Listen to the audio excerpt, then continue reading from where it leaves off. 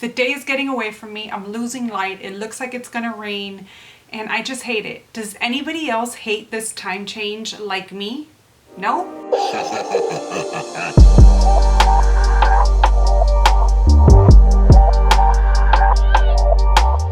Hey guys, welcome back to my channel. Today we're gonna talk about all the books that I read in October, so let's jump in. October sucked.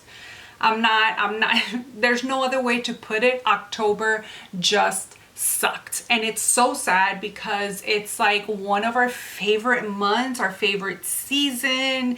It's spooky season. And I don't know if it's just that everybody talking about how October it's spooky season, spooky, just knocked me off my trail. I know that a lot of people had a hard time reading in October. But I know my excuse was that I was moving and I just could not concentrate. I could not focus on anything. My attention was everywhere else other than in my reading. So because of that, my reading did suffer. All the books that I wanted to read in October, I didn't read. I think only one book I read that I wanted to read in October. My whole October TBR that I had all these books, none of them got read. Before we move on with the video, I just finished filming this whole entire thing and realized that I look kind of crooked. I try to fix it as much as possible, but everything in my tripod seems to be leveled and my camera seems to be leveled. So I don't know what the issue is. It could just be the way that I have all of my books placed. I have my books placed staggered. So like on one bookshelf, you'll see like from big to small, and on the other one, you'll see it from small to big because I'm trying to stagger them. That's just how I want to have it set up. And I don't know if that's messing with how crooked the video is. I'm so sorry about that, but I'm still trying to figure out this setup. And like I said, I don't know that there's anything else that I can do, being that everything seems leveled on my tripod. So I apologize for that. On with the video. I read 6 books in October, and yeah, I'm not very happy with that number, but again, it was something that was just out of my control, so we have to be happy with that number. So let's jump into the books that I did read. I started off my month with The Handyman by Bentley Little. This is my second Bentley Little book. I loved The Haunted so much. I can't say the same thing about this one. It was a little bit boring at times. I did like it. I did enjoy it for the most part, but I found myself pretty bored and wanting for the story to just get with it. This is all about this man that's telling his story of when he was young, him and his family, which consisted of his brother and his parents, somehow went on a road trip. They weren't wealthy or anything, but they went on a road trip and they got the idea of buying a summer home. Now this home, they would have to create or build themselves. It was like a kit and the land that they bought, and then they would have to build the house themselves. When they get there, their neighbor from around the neighborhood just starts talking. The dad actually just starts talking to him, and the neighbor offers to build the house for him. And all kinds of troubles ensue from there. Lo and behold, this man was not a good man. He ended up screwing them over, and a bunch of people eventually around the world, around some states. It was like kind of weird because it was supernatural at the same time, but there's like evil forces at play here. Again, it was enjoyable, but I feel like after reading The Handyman, it was a little bit kind of repetitive. I found that there was like a scene in here. If you've read Bentley Little before, let me know if this is just a known scene for him, but there was like a bathroom scene in here that was exactly the same as a scene in The Haunted. So while in The Haunted, that scene like made me gasp and was kind of creepy and gave me the chills, and this one I was just like, really? We're gonna use that same kind of scene in this book? But nonetheless, I love Bentley Little's writing. I just feel like The Haunted was much better than this one. I ended up giving this one 3 stars. Next book that I read was for the Horror in 24 book club, and that was Pet Sematary. This was a reread for me, and actually a re-listen, because this is the second time that I listened to this audiobook. There's not much to say about this book other than I loved it just like I loved it the first time. I think though that I read it too soon or reread it too soon from my last read, because although I did enjoy it, I found myself trying to like rush through it. Now that could have been, number one, again, because it was just too soon to reread it and it was so fresh in my mind. This is the kind of story that really sticks with you, and even the details you seem to still remember. Or it could have just been that just my mental state was not there with everything that was going on in my life, and I just could not maybe focus, and I just wanted to get along with it. But the story was still phenomenal. I still really enjoyed Judd's, and I forget their names so much. We did the live show for this already. It was on Crystal's channel, I believe. I will link it down below if you want to watch it, but I kept forgetting their names.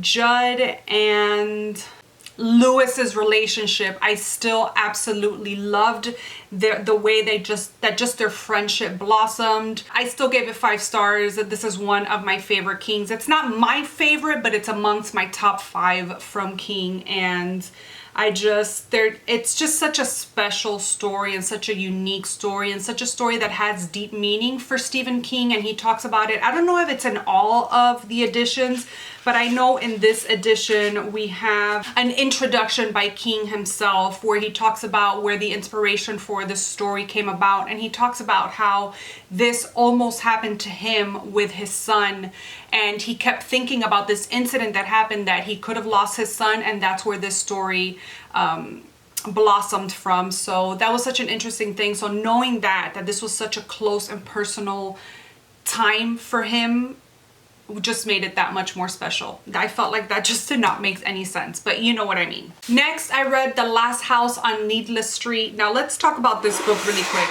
because I loved it. But I've had an arc of this book. This is a hardcover that came in the Nightworms box for October. But I do have an arc of this that I have had since March, maybe March or April of this year. And for one reason or another, I kept putting it off and putting it off.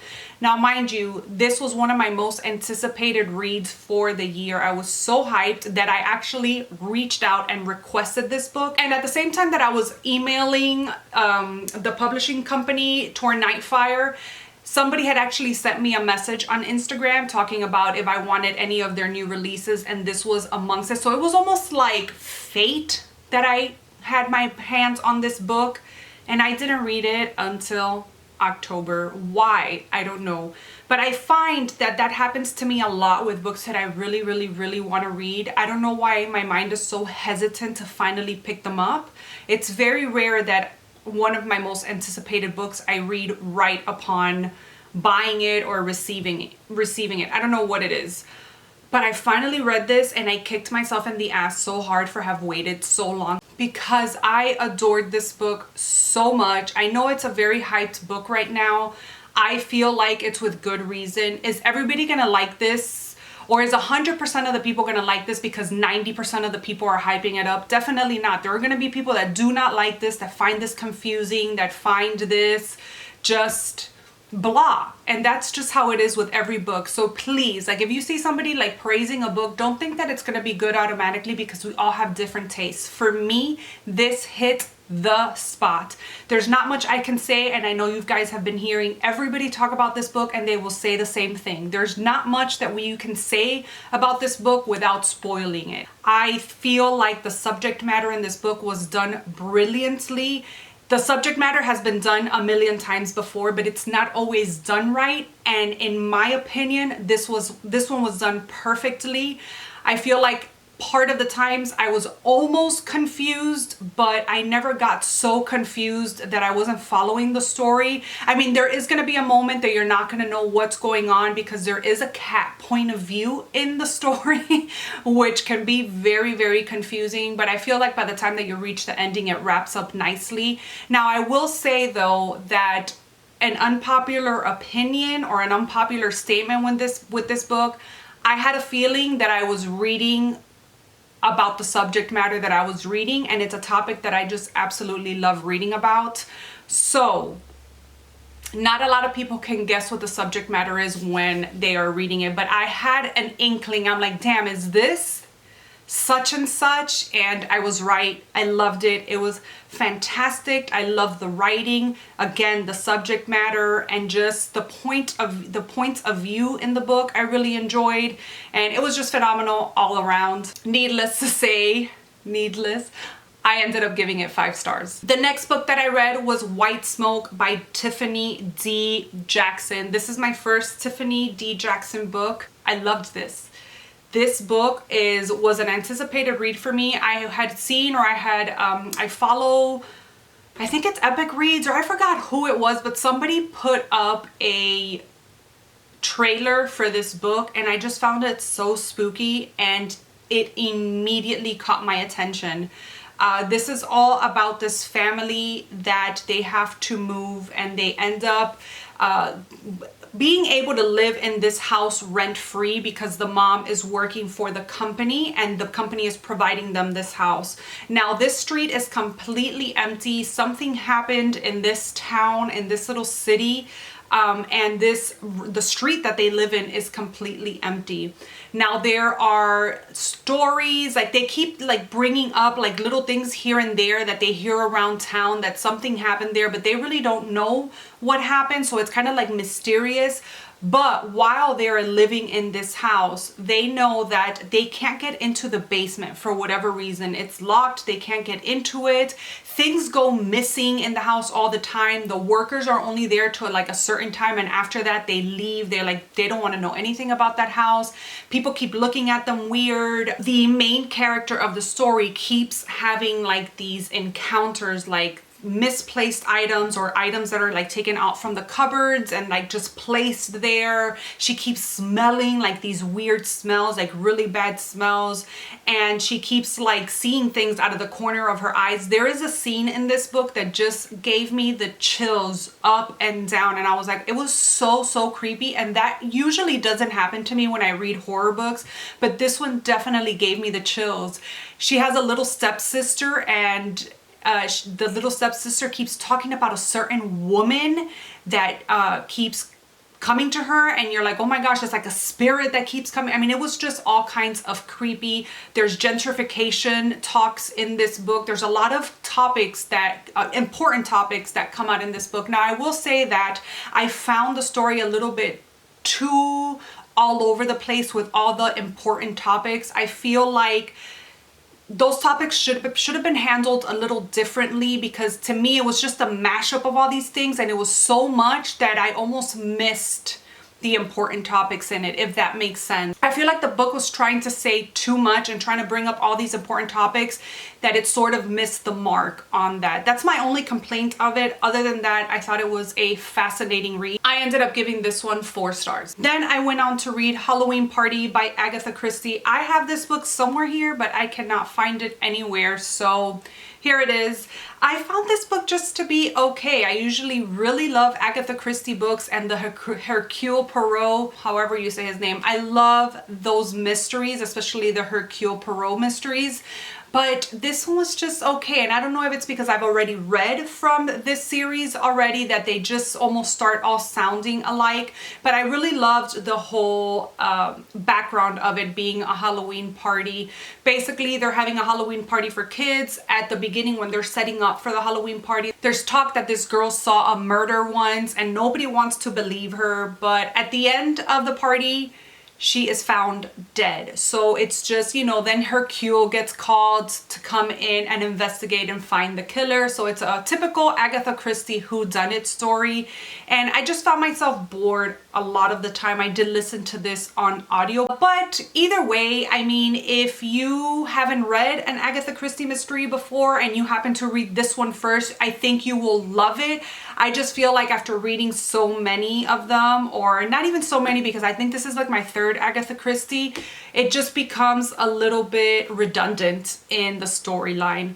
Either way, I did enjoy it, and I ended up giving this one 3 stars. And then the last and final book that I did read was one that I was hoping to get to in October, and I did, and that was Dracula. I mean, how beautiful is this edition? This is an illustrated edition by Becky Cloonan, and I mean, the The illustrations in this one are just stunning. This is my first time reading Dracula. I know, how dare I, being such a horror fan, but I have a hard time reading classics sometimes for whatever reason. I just do, so I'm very hesitant to pick them up, especially well-loved stories like this, or Frankenstein. I haven't read Frankenstein yet. I wanted to in October, but I might still read it at some point within the next couple of months.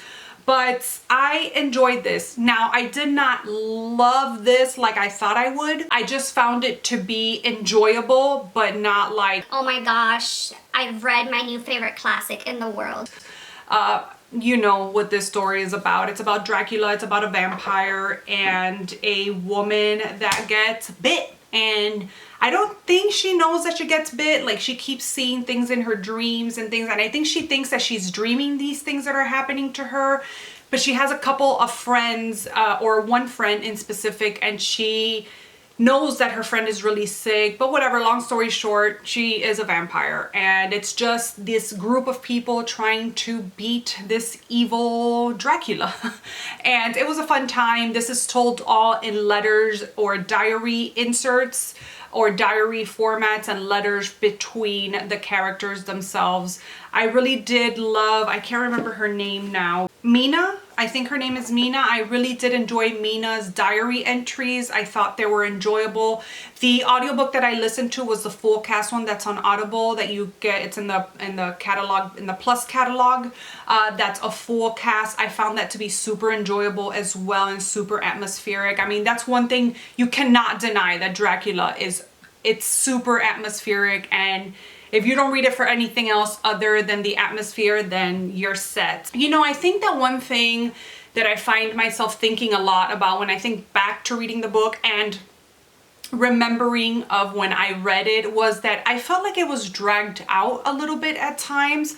I feel like this book could have been shorter, but either way, I did enjoy it. I ended up giving it 4 stars. So that's it. Those are all the books that I read for October. Let me know what you read in the comment section down below. Let me know what was your favorite read in October. Did you get to read all the books that you wanted to? I keep watching everybody's October wrap-ups, and everybody read so many books, like 20 plus books, some people, and I'm like, I wish I could have been one of those people, but it's okay because I read spooky year-round, so I have more than enough time to read all the spooky books that I want to, and there's always next October for all the Halloween themed books, even though I think I might sneak in a few in the next couple of months. I hope that we don't have to move again next October, because as you guys can tell, my lease will be up in next October's, but hopefully we get to like extend it for another year so I don't have to worry about my reading for October, if I say October one more time. So let's chat books in the comment section down below, you guys. I hope you enjoyed this video. Thank you so much for watching, and I will see you guys in my next one. Bye.